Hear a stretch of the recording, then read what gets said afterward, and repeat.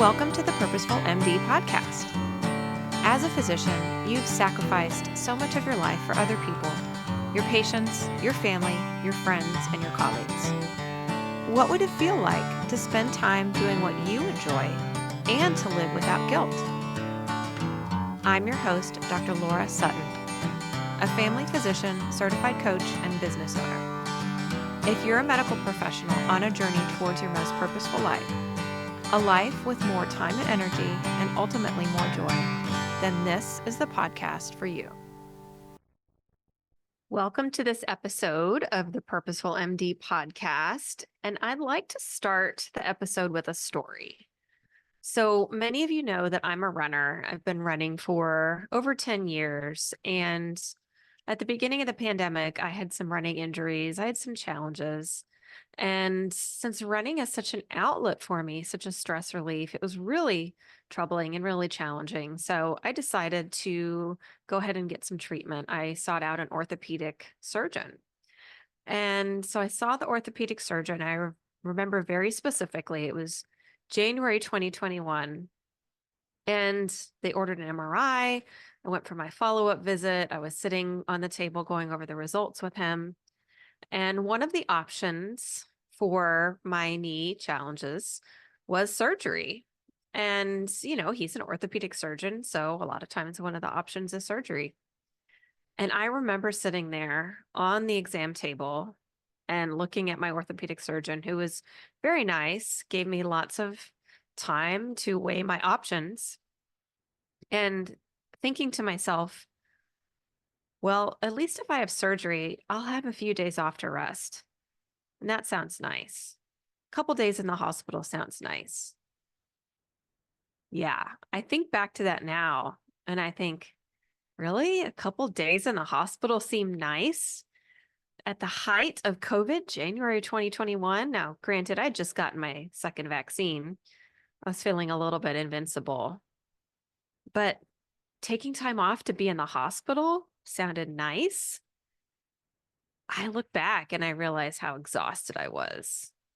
I was so in need of rest. My body so desperately needed any kind of relief that I felt I needed to have surgery and be in the hospital for a few days to give myself permission to rest and to take a few days off. It was like I could only rest if I had a really valid reason, and only if I finished my chores first.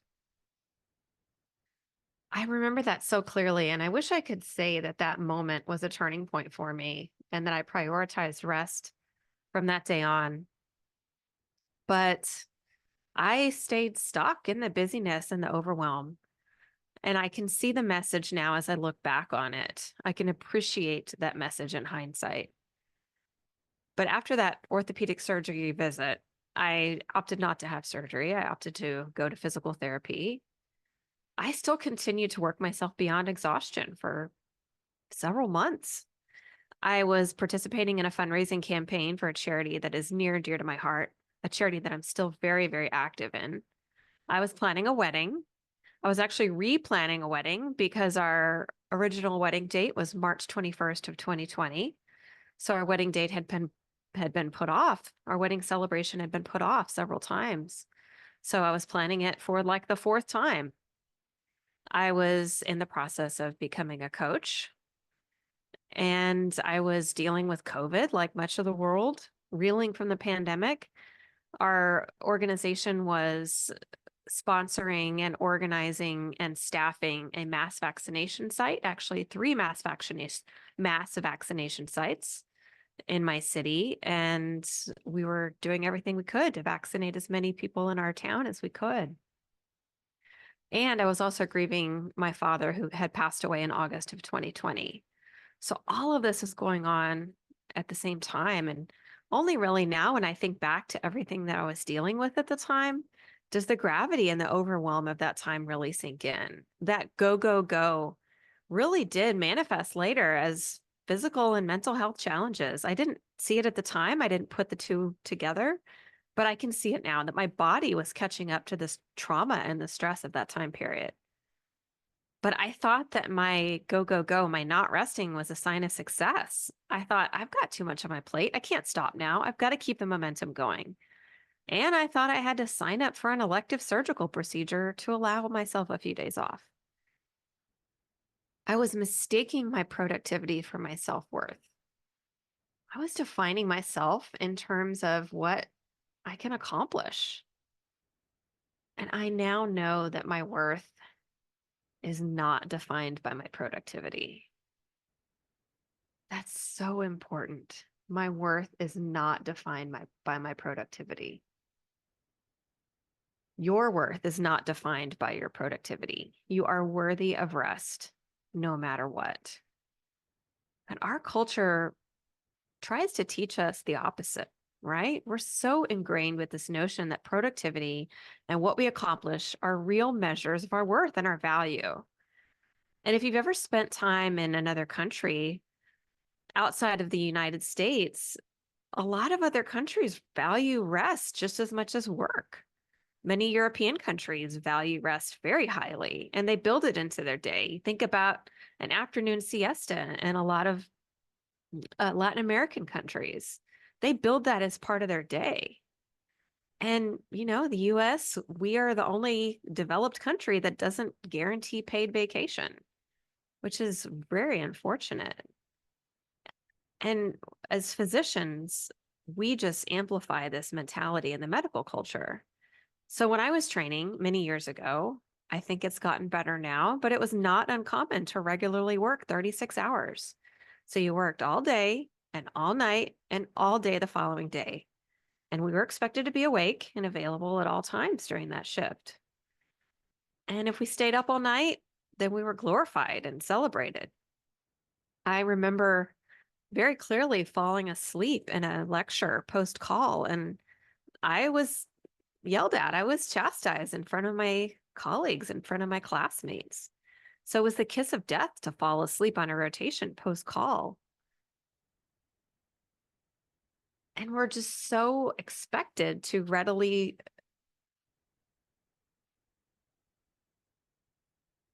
outside of call, we were regularly expected to deny our own bodily needs. We put the needs of our colleagues and our patients in front of our own bodily needs. We skipped meals to see patients, scrub into cases.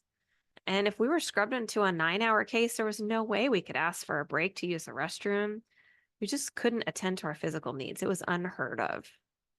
This practice can't be good for patients either. How many of us would want to see a physician who's been awake for 36 hours? How many of us would want our family member cared for by a physician or a medical professional that's been awake for that long? We now know that being awake for that long has the same effect on our brain and our reaction time as being legally drunk. And we know of unfortunate incidents of patient harm occurring in scenarios where the medical team is not well rested. And these scenarios are really heartbreaking and they're completely preventable. Our bodies and our brains need rest. For us to function and to be at our best selves, we have to rest. So rest is going to look different for different people. So for me, rest absolutely can mean sleep. Rest can also be meditation, journaling, maybe reading a good book, taking a hot bath, spending time in nature, getting a massage, gentle yoga, stretching. Rest can be cuddling up on the couch with my dog, watching a guilty pleasure show. Rest can mean just cuddling up on the couch with my dog. I know of some folks who need rest can mean lying in a dark room with no stimulation. Sometimes that's just what we need. And the amount and the type of rest we need at different points in our lives will change. I remember I had major surgery a couple years ago, and I was really surprised and shocked at how much sleep I needed in the months following the procedure. My body was healing and I had to let it heal, even if it meant going to sleep at 8 p.m. every night, which is not my usual bedtime. Usually I'm asleep a little bit later than that, but I needed about 10 hours of sleep every night for several months after my surgery. Do you ever wonder why babies and small children need so much sleep? Their brains are learning so quickly. They're taking in so much information. Their brains just get tired. And when we're in a phase of personal and professional growth, we get tired quickly too. We're stretching our brains. We might find that we need more rest at other times, and that's completely normal. I want to tell you about one of my clients who was struggling in just about every aspect of her life, personally, professionally. She was really busy, full-time primary care clinician, and she just felt so behind on her charts and her patient messages. She had a husband and a son and really was frustrated that she wasn't spending time with them because she was catching up on her charts. She wasn't enjoying her patient interactions anymore, even though she loved the relationships with her patients. She was just dreading the administrative work. So she got easily frustrated at people. She was snapping at people around her, and that just wasn't like her. And she asked me for help to manage her stress. So I validated her feelings, definitely validated where she was at, honored that. And one of the first things I asked her was about her sleep. She said she'd been staying awake till midnight, 1 in the morning to work on charts, and then waking up at 5 o'clock to get ahead, is how she said it, in the morning. And on weekends, she let herself sleep in a little bit till 6 a.m., but that's not much. So, really, I told her that the first step has to be to get that sleep. Her body's not going to be able to handle the stress unless she sleeps. And she's a physician. She knew intellectually she wasn't sleeping enough, but she was justifying it to herself and to me by saying that she had to catch up on work. We talked about how important sleep was. I reminded her of that and that really nothing in her life was going to work smoothly or get any better unless she slept the way that she needed.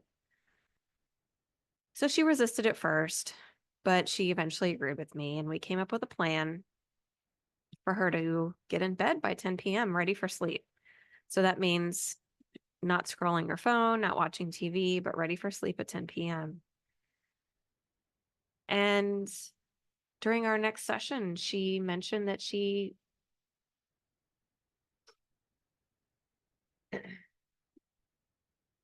so when we met for our next session, she mentioned that she implemented the plan and she was sleeping a lot better than she had previously. She was feeling more productive and less stressed and just so much more rested throughout the day.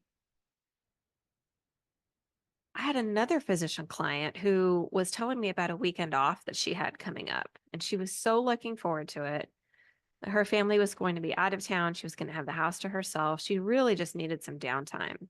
So she was describing herself to me as an active relaxer. She said, I prefer to stay busy to recharge. That helps me to stay relaxed and stay focused. And so we talked about a different form of rest that maybe her form of rest in that instance wasn't sleep. But then she did say that she tended not to rest until everything was in order. So I know that I have been in this situation before, and many of you probably have as well, feeling like you have to get everything done before you can go to sleep. So this physician client of mine was worried that she was going to be too overwhelmed by the disorganization in her house to be able to rest, to relax and recharge, which is what she really wanted and really needed. So by the end of the session, her goal was to hire somebody to clean the house so she could better utilize that time for herself. And she told me, and I quote, rest is medicine and it's okay to take care of myself. And I would say it's not only okay, but it's absolutely necessary. And it's just so often when life gets busy, when we're under stress, that sleep is one of the first things that we sacrifice. We think we can operate in a sleep deficit, but we know that this isn't the case. Maybe in the very short term, but not in the long term. We can't function in it unless we're sleeping well. And there might be periods if you have a newborn or you're caring for somebody where we just don't get the sleep that we need, but this really has to be temporary. We have to prioritize sleep in order to function and have optimal physical, emotional, and mental health. And then when we don't sleep, that's going to further compound any stress in our bodies. I know that when I'm sleeping well and resting, my life is just better and smoother and easier. And we can't fight it. We're human and we need rest. We don't earn it. We need it. We are human and we need rest. We are human and we need rest. We need periods of time that we spend just being and not doing. So think about what this looks like for you. What might be your preferred forms of rest? I mentioned meditation, journaling, getting a massage, taking a walk, maybe gentle stretching, gentle yoga. It's just been so much more obvious to me over the past few years how my lack of rest affects me. And when I am expending energy in different parts of my life, then I need more rest. So right now I have ramped up my physical activity. I've ramped up my training, my exercise routine because I'm training for a race. I'm also in a process of transition of leaving a job where I've spent the last 14 years of my life. And there are a lot of emotions that are coming up with that. And I will spend another podcast episode talking just about transitions because it's so important. It's been so much on my mind lately. But all this emotional energy, it takes energy, and I need to rest more from it. I'm also noticing the times when I have created busyness in my life, when I have created this sense of being busy just so I can avoid something or put off something. And I'm noticing and working with my coach areas where I'm manufacturing busyness because if I can stay busy, I can put off that rest. I can put off noticing that maybe I've got some tough feelings I need to deal with. So overworking, numbing, seeking approval, seeking validation from others, all these ways are kind of manufacturing this busyness in our life. I have to ask myself, what's behind my need to be busy? What am I avoiding? Probably something difficult, maybe a difficult emotion that I'm just not feeling like I'm ready to face. And then how did it become a sign of importance to be crazy busy all the time? How did that become uh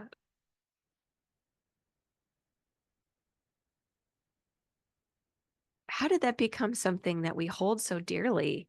And it's some sort of medal for ourselves that we're crazy busy. How did we get to that place? I don't think that that's somewhere that we really want to be. We want to be in a place where we're resting. And the next time I ask somebody, how is life for you? I hope they say I'm well rested. That's what I want to hear instead of I'm crazy busy. It's so interesting that when I stop to rest and take the rest that I need, what comes out of it is this beautiful space and this creativity and this knowing and this just amazing beauty that I didn't see before. And in the process of stopping to rest and shutting down this manufactured busyness and noticing it and actively, intentionally, purposefully stopping this busyness, I'm creating this beautiful life for myself as I'm transitioning and as I'm cutting away some of the things that don't serve me anymore. I'm creating this beautiful space for myself and this beautiful life for myself. And that's what I want for you too. That's why you're on this journey with me together, so we can create the lives we love without guilt. So I'd like for you to get into action. So grab a journal and a pen because I want you to write down a few things. So first, write down how many hours of sleep on average you've gotten over the past 14 days. If you have a tracker, makes it easy, look on your tracker. If you need to, track for 14 days and then come back to this. Come back to this exercise. Then if your lifestyle allows, try to wake up naturally without an alarm, an electronic, human, or furry alarm for the next 2 weeks and notice how many hours of sleep you got on those nights. Now, if you're not able to, I understand that's not realistic for a lot of folks. I completely understand. But notice maybe on a weekend or a day where you don't have to set an alarm or a day where you just feel exceptionally tired and you go to bed a little bit earlier than you might, just notice how much sleep that you would get on those nights. And that's about the amount of sleep that you need. Now, the average human needs 7 to 9 hours of sleep. That means some people are going to need more and some people are going to need less. But really, functioning on less than 6 to 7 hours of sleep for most people is just not acceptable and not healthy.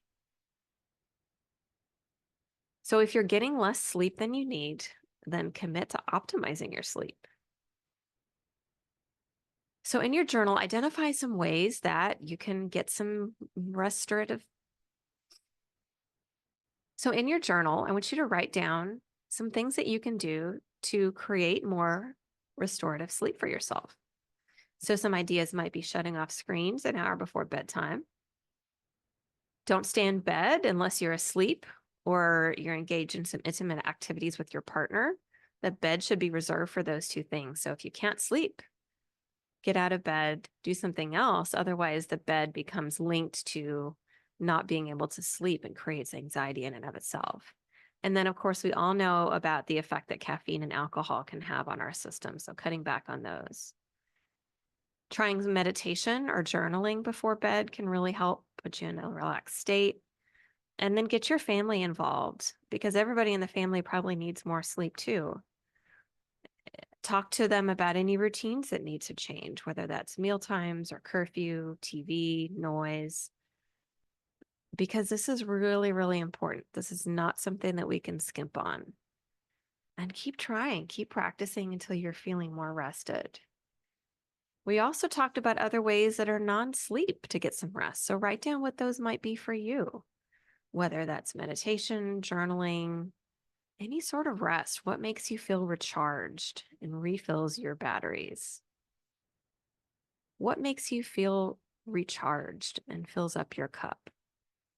That's what I want you to practice every day because it's that important. It's been important for me, and I know it's important for you. Thank you for listening to the Purposeful MD podcast. If you like what you hear, please rate and review the show. Please also visit my website, www.thepurposefulmd.com, for free downloads or to discuss working with me as your coach.